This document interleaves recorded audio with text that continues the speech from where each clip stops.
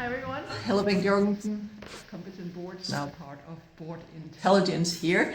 Going to read you a little bit from Chapter 8, from shareholders to stakeholders of my new book, The Future Boardroom, How to Transform in Turbulent Times. You know it by now if you're following these short readings, that every chapter starts with a quote from a global leader. This one as well. This time it's Mervyn King.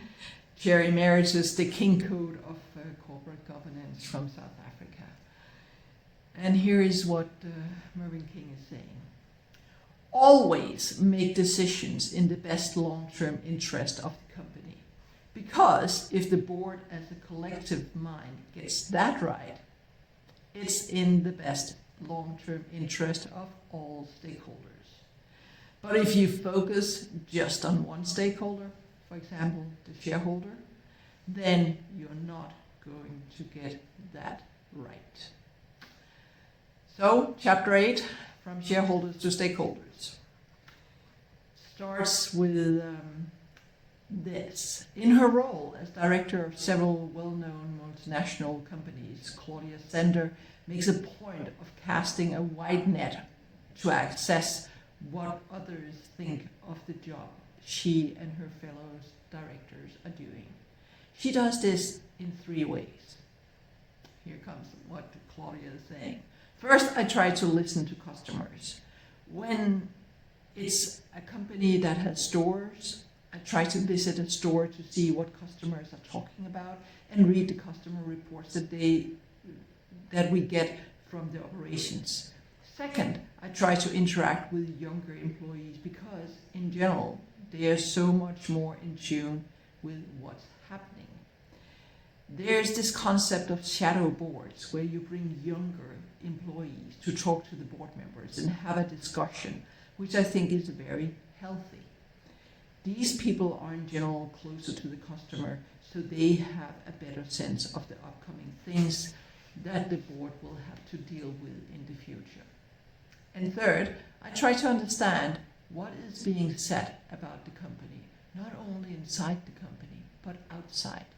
Because otherwise you get too much of what I call a belly button view. What I'm trying to do as a board member is gather external information, bring it inside, and think about how we want to adapt.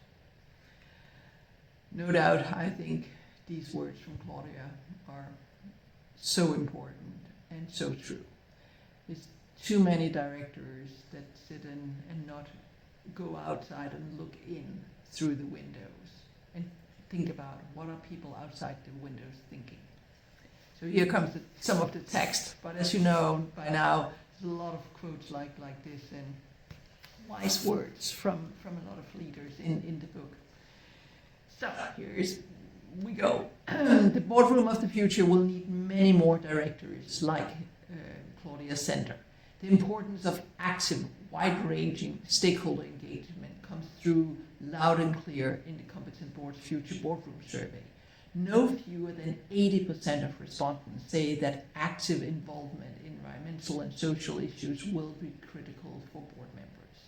Almost as many take the view that rising stakeholder expectations for transparency, accountability, and social and environmental impact will pose a major challenge for the board of the future.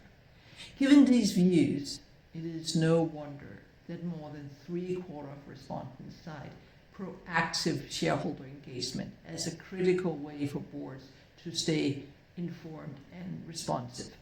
About 12% single out active engagement with a diverse set of stakeholders as one way in which a board should be keeping abreast of its sustainability and social responsibilities. Several respondents point to the importance of understanding geopolitical and macroeconomic trends and adapting to them. Likewise, they anticipate that boards will become more involved in governance and oversight issues and less in performance and operations, with a premium on foresight.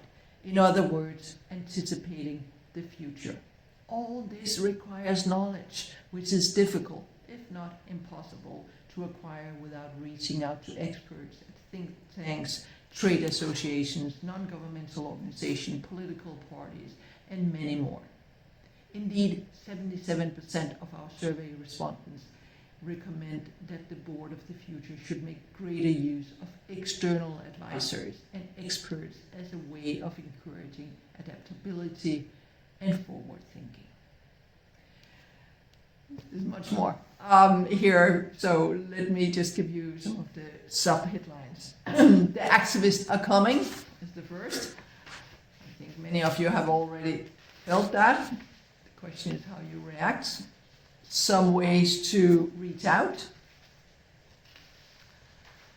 The Novo Nordisk way. How Kinder Morgan listen to one community. Then we have a lot of other stories of what companies doing. The benefits are worth the efforts. And then 10 questions for the Board of the Future. So that's all for now on this chapter. See you again next week.